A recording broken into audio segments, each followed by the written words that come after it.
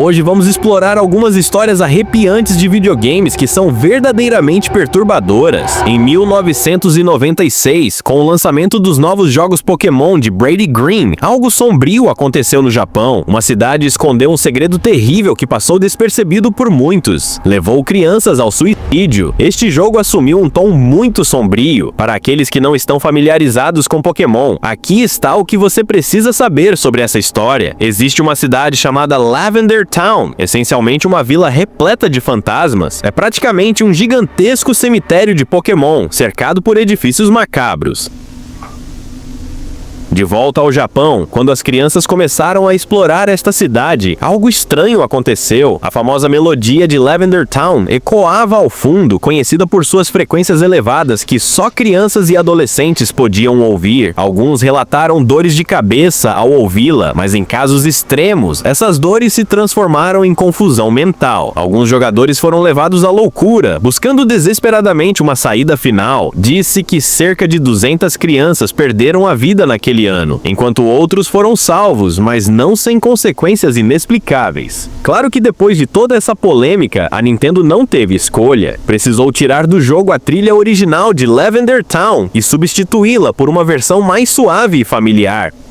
Mas é aí que a história ganha um novo capítulo, e talvez o mais bizarro de todos. O que pouca gente sabe é que anos depois, em 2010, alguém decidiu revisitar o enigmático caso da síndrome de Lavender Town. E o que essa pessoa fez foi simplesmente genial e perturbador. Ela aplicou um espectrograma na música original. Para quem não sabe, o espectrograma é como uma radiografia sonora. Ele transforma qualquer áudio em uma imagem, revelando detalhes escondidos nas variações de frequência e intensidade. E foi aí que veio a surpresa. Ao analisar o áudio da trilha antiga de Lavender Town, algo estranho e visualmente inquietante apareceu.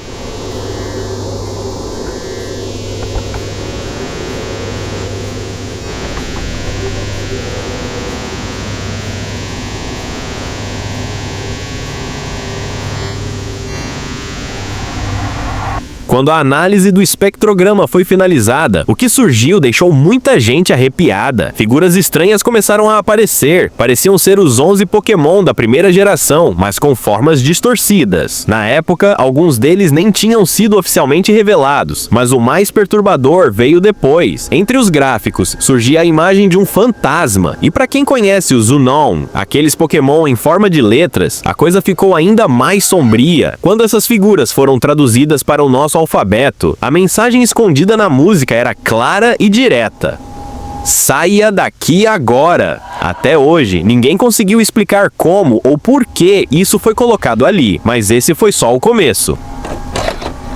Existe outro mistério ainda mais bizarro, o de um jogo antigo e praticamente apagado da existência. Dizem que no final dos anos 80 surgiu um game chamado Paliluna, um jogo de aventura em texto, transmitido por disquetes, como era comum na época. Ele nunca foi famoso no mundo todo, mas era bem conhecido numa cidade da Califórnia. O curioso, ninguém sabe ao certo quem o criou ou quando exatamente ele foi lançado. É como se ele tivesse simplesmente aparecido. A lenda diz que Paliluna era um daqueles jogos em que você digita comandos e o jogo responde com textos. Algo bem básico, inspirado em títulos como Zork ou The Lurking Horror. Só que o clima era diferente, bizarro, inquietante. Ao iniciar o jogo, só aparecia uma tela preta com um texto simples e sinistro. Você está em um quarto escuro, a luz da lua brilha pela janela, há uma pá e uma corda no canto, existe uma porta ao leste. E aí vinha o primeiro comando, mas Paliluna não dava dicas, nenhum tutorial, nada óbvio. Se o jogador errasse, era levado a mensagens enigmáticas e sem sentido, mas se ele acertasse o comando correto, uma nova tela aparecia. Receba sua recompensa. Paliluna sorri para você, você está em uma floresta. Existem estradas ao norte, oeste e leste. Dizem que poucos conseguiram passar dessa segunda fase, mas os que conseguiram entraram em desespero e a história por trás desse jogo ficou ainda mais sombria. Há quem diga que depois que alguém zerou Paliluna e descobriu a verdade, todas as cópias foram destruídas. E o que foi descoberto? Ninguém sabe ao certo, mas o mistério permanece cada vez mais obscuro. Às vezes as pessoas achavam Paliluna só mais um jogo quebrado ou mal feito e jogavam fora sem pensar duas vezes. Afinal, travava toda hora, reiniciava o PC, não tinha instruções claras. Mas a verdade é que o jogo estava escondendo algo muito pior. Na segunda fase, se você escolhesse qualquer direção que não fosse o norte, o jogo dizia algo bizarro, tipo seu sangue congela, e te forçava a reiniciar tudo. E naquela época, ligar um computador de novo era uma tortura de tão lento. Se por acaso você persistisse e avançasse, a terceira tela surgia, mas com o mesmo texto da anterior. Isso fazia os jogadores testarem comandos por horas, digitando todo tipo de combinação. Nada parecia funcionar. Só que aí vinha o detalhe sinistro. Se você escrevesse comandos usando itens da primeira tela, como usar corda ou usar pá, o jogo respondia com frases enigmáticas como "isso já foi feito" ou "não aqui". Era frustrante e desesperador, e cada tentativa exigia reiniciar o jogo. Isso fez muita gente acreditar que Paliluna estava bugado ou inacabado, mas no meio dessa multidão de jogadores frustrados, um cara resolveu insistir. O nome dele? Michael Nevins. Michael tinha certeza de que havia uma lógica oculta ali, e mesmo com todas as falhas, passou mais de 5 horas reiniciando o PC e testando centenas de comandos, até que, finalmente, uma tela secreta apareceu. O texto dizia: Paliluna sorri. Não há caminhos. Chão macio. A lua sorri largamente. Intrigado, Michael continuou tentando novos comandos. Após mais uma hora quebrando a cabeça, digitou: cavar buraco, jogar corda, enterrar. O jogo então deu uma resposta completamente fora do padrão. Parabéns, 40,24288-121,4434. Depois de perder quase um dia todo, tudo que ele tinha era um monte de números, mas ao analisar com cuidado, percebeu, eram coordenadas, latitude e longitude. Pesquisando, ele descobriu que aquelas coordenadas apontavam para um local chamado Floresta Nacional de Lassen, dentro do Parque Vulcânico de Lassen, na Califórnia. No dia seguinte, com mapa, bússola e pá em mãos, ele foi até o local. No meio da floresta, encontrou um pedaço de terra diferente do resto. Parecia recém-remexido, como se alguém tivesse enterrado algo ali. Michael começou a cavar, empolgado, achando que estava prestes a encontrar um tesouro secreto de um jogo lendário. Mas o que ele encontrou foi a cabeça de uma garota em decomposição. A polícia foi chamada imediatamente. A investigação revelou que a cabeça pertencia a Karen Paulsen, uma menina que havia desaparecido 1 ano e meio antes em San Diego. O corpo dela nunca foi encontrado. As autoridades tentaram rastrear o criador de Paliluna, mas até hoje ninguém sabe quem o fez. Com o tempo, surgiram boatos de que algumas pessoas estavam oferecendo centenas de milhares de dólares por uma cópia original do jogo, mas nenhuma reapareceu. Dizem que talvez ainda existam disquetes enterrados em algum lugar da Califórnia, mas o que Paliluna realmente foi continua um dos maiores mistérios da internet sombria, e essa história só estava começando. A seguir, a gente vai falar sobre um relato postado por um usuário anônimo. Vamos chamá-lo de Juan. Ele compartilhou no 4chan uma experiência bizarra que teve jogando Minecraft. E não era um modelo, era uma versão alfa do jogo. E o que começou como uma gameplay normal, cortando árvores e pegando blocos, rapidamente virou um pesadelo digital. Quer que eu continue com a história do Minecraft também? Enquanto explorava o mundo recém-criado, Juan notou algo estranho ao leste de uma montanha. A vegetação era densa, coberta por uma neblina espessa, e no meio daquele cenário enevoado, algo parecia se mover. À primeira vista, ele achou que fosse apenas uma vaca, mas foi aí que tudo começou a dar errado. Contexto rápido.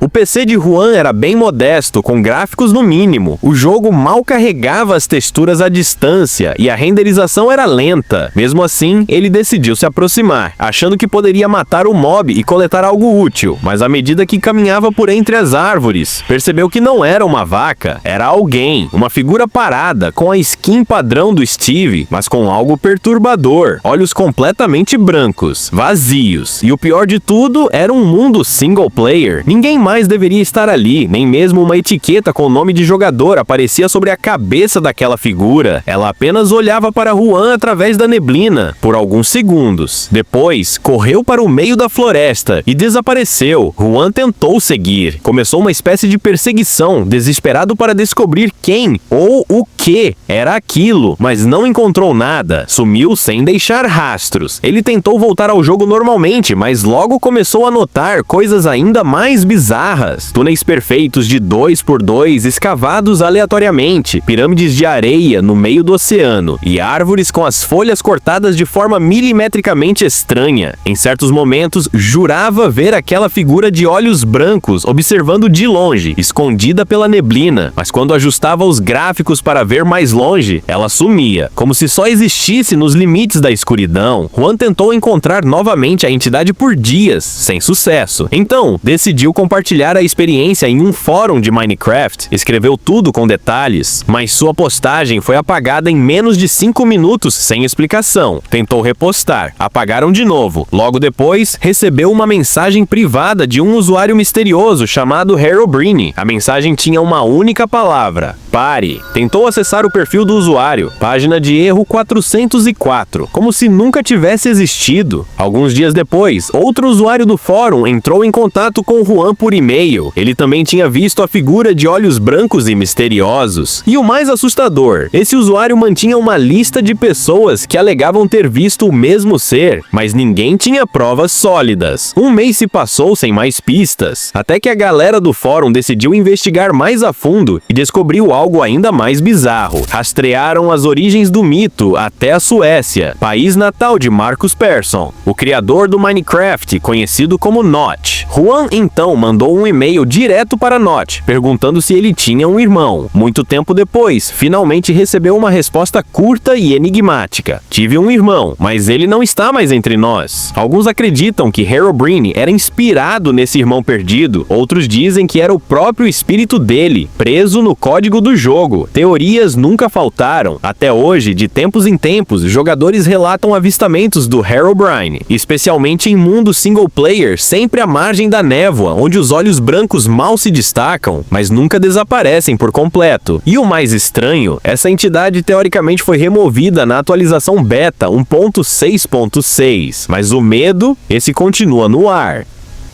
Quer que eu continue com a história do cartucho de Godzilla agora? A luta mal começou e o contador dizia que tudo terminaria em 40 segundos. Mas 5 minutos se passaram e o confronto ainda rolava intenso. Algo estava errado. Logo depois, o nível travou e começou a piscar com pixels vermelhos estranhos pela tela. Desconfiado, Zack tirou o cartucho para limpar. Quando voltou ao jogo, percebeu que um novo chefe havia surgido em Marte, mas esse chefe nunca existiu na versão original do jogo. Ele pensou: será que esse cartucho é um protótipo antigo? Mesmo assim, continuou jogando, mas o que aconteceu a seguir foi completamente fora do comum. O novo chefe foi engolido por outro monstro, como se algo mais estivesse interferindo no jogo. A tela piscou de novo e por um instante um olho vermelho apareceu sozinho. Sem entender nada, Zack continuou. Os próximos níveis estavam todos distorcidos. Alguns monstros pareciam versões corrompidas dos originais, e os chefes eram criaturas que ele nunca tinha visto antes. E então veio o momento mais sombrio. Ao invés de seguir para Júpiter, o jogo o levou para um planeta desconhecido chamado Pathos, e logo de cara, o cenário era apocalíptico. Pedras destruídas, um céu ausente e um planeta vermelho pairando sobre tudo. Não havia inimigos, apenas um terreno vazio. Silencioso demais. A trilha sonora também havia mudado. Agora era uma música macabra, abafada e sinistra. Após explorar esse planeta, Zack chegou ao final e viu um ícone no mapa, uma máscara vermelha grotesca. Ele entrou no nível e tudo parecia o próprio inferno. O chão era de pedra vulcânica, o horizonte coberto por montanhas negras e ao fundo, fogo, muito fogo. Foi ali que surgiu a criaturas. Uma aberração vermelha, horrenda, que parecia uma mistura de aranha, dinossauro e esqueleto. Zack conseguiu escapar por pouco e foi enviado para um novo planeta, Trans, e ali tudo ficou ainda mais estranho, mais monstros nunca vistos, mais música perturbadora. E agora no mapa, surgiram níveis marcados com pontos de interrogação. Dentro desses níveis, um rosto apareceu na tela e fez 12 perguntas aleatórias para Zack. Ele só podia responder sim ou não para continuar, mas as perguntas iam de esquisitas a totalmente macabras. Você gosta do seu cachorro? Você confia no presidente? E então, você sente prazer em machucar as pessoas? A expressão do rosto mudava de acordo com as respostas. Era como se o jogo estivesse julgando ele. Zack avançou até que chegou novamente ao planeta da criatura vermelha. Só que dessa vez, o nível tinha obstáculos. Era como um desafio de parkour, mas macabro, com a besta o perseguindo o tempo todo. Ele quase escapou, quase, mas perto do fim gritou: "Não, dessa vez não." E essa foi a pior decisão.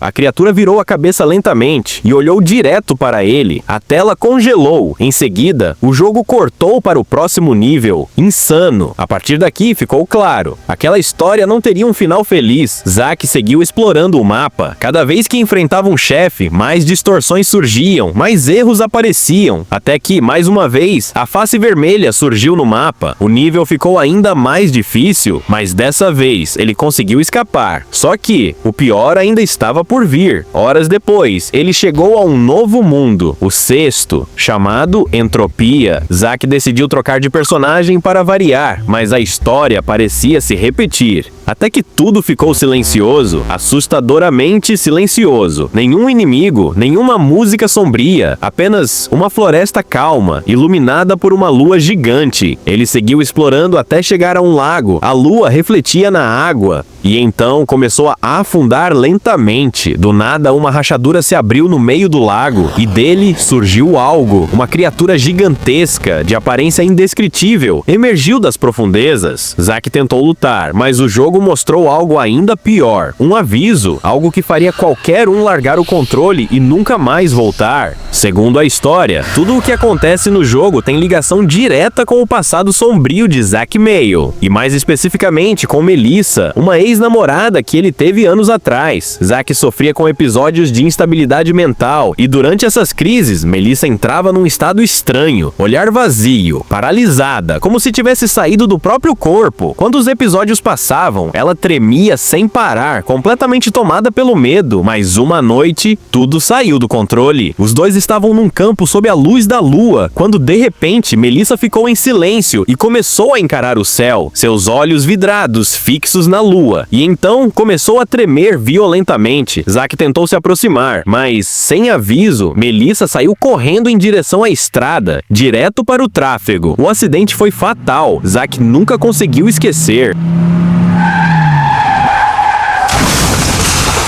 E ao que tudo indica, o cartucho que ele jogava guardava muito mais do que apenas um jogo. Os nomes dos planetas nos níveis, eles não eram aleatórios.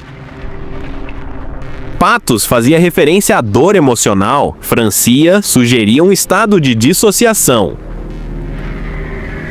Demência. Bem, essa falava por si só. Esses nomes não eram apenas nomes, eram mensagens codificadas sobre o que Melissa enfrentava. E lembra daqueles olhos vermelhos que apareciam na tela? Zack pensava que era só um glitch, mas não, era Red, observando, esperando o momento certo para se libertar. O cartucho, na verdade, parecia ter vida própria, uma consciência, como se uma entidade estivesse presa ali dentro, faminta por sofrimento. Zack, mesmo apavorado, decidiu continuar jogando, mas talvez essa tenha sido sua pior escolha. No próximo planeta, um novo símbolo apareceu no mapa, sem saber o que era. Ele entrou, era um cemitério. Lá, encontrou um anjo flutuando, mas antes que pudesse se aproximar, Red apareceu do nada e devorou o anjo numa cena grotesca e silenciosa. Depois disso, Zack conseguiu derrotar Red, mas só temporariamente. Então veio o último nível, logo de cara, uma tela escura. boca e Red apareceu com uma frase: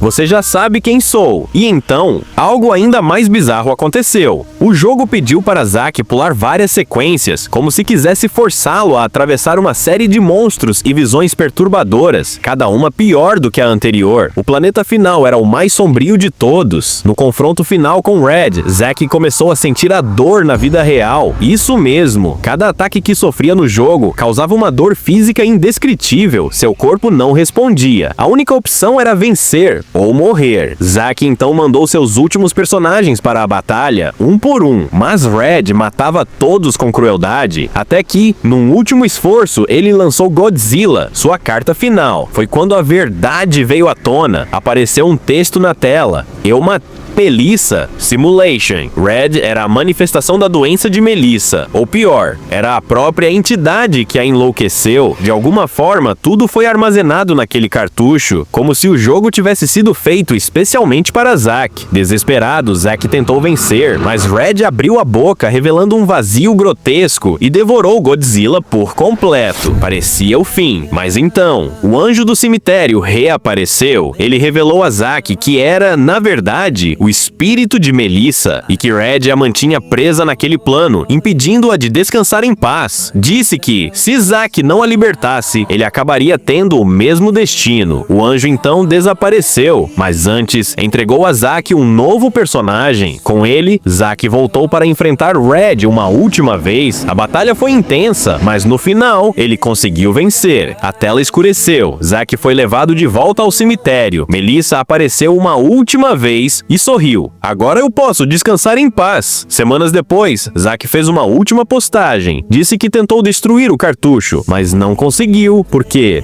toda vez que pensava em Melissa, algo o impedia. A única saída? Colocar o cartucho à venda na internet. E aí, porque nem todo mundo consegue sair ileso depois de encarar um cartucho amaldiçoado, ou um jogo que não devia existir. Se curtiu esse mergulho no lado sombrio dos games, deixa o like, se inscreve no canal e ativa o sino, porque tem muito mais mistério vindo por aí. Mas me diz nos comentários, você gosta desse tipo de vídeo? Quer mais histórias que nunca deveriam ter sido jogadas? E lembre-se, alguns jogos não têm game over, só tem consequências. Nos vemos no próximo nível, se você tiver coragem.